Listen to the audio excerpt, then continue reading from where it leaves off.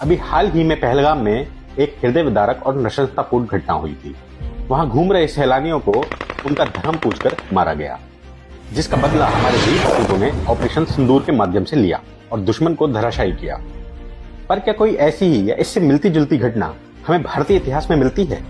मध्यकालीन भारत के आखिरी हिंदू राजा हेमचंद्र विक्रमादित्य यानी कि हेमू द्वितीय पानीपत के युद्ध में अकबर से लड़ते हुए वीर गति को प्राप्त हुए। वह एक सामान्य हिंदू परिवार से आते थे, जिनकी रेवाड़ी में किराने की दुकान थी। बाद में वह शहनाई मंडी यानी कि मार्केट सुपरिंटेंडेंट और दरोगा डाक चौकी यानी कि पोस्टल ऑफिसर भी बने। अकबर का दरबारी इतिहासकार और अकबरनामा का लेखक अबुल फजल हमें बताता है कि हेमू ने 22 युद्ध लड़े और 22 के 22 में वह विजयी रहे। द्वितीय पानीपत का युद्ध समाप्त होने के बाद अबुल फजल एक और घटना का जिक्र करता है। हेमू का परिवार अलवर में रहता था।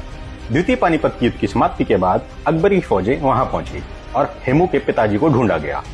हेमू के पिताजी को नासिरुल मुल्क मुल्ला पीर मोहम्मद के सामने लाया गया। मुल्ला पीर मोहम्मद ने उनसे धर्म बदलने को कहा। हेमू के पिताजी का जवाब आपको स्तब्ध कर देगा। 80 वर्षों तक मैं अपने धर्म के अनुसार अपने ईश्वर की आराधना करते हुए आया हूं। अब मैं इसे क्यों बदलूं? वह भी अपने जीवन के डर से। मैं आपके धर्म को समझे बिना आपकी पूजा पद्धति में क्यों आऊं? मुल्ला पीर मोहम्मद ने उनके इस जवाब को ऐसे दरकिनार किया जैसे उसने कुछ सुना ही ना हो और अपनी तलवार की धार से इसका उत्तर दिया। उनका कटा हुआ सर और खुली हुई आंखें आसमान की तरफ टकटकी लगाए अपने ईश्वर को देख रही थी और सोच रही थी कि आगे आने वाले समय में ऐसे बलिदानों की और जरूरत पड़ेगी।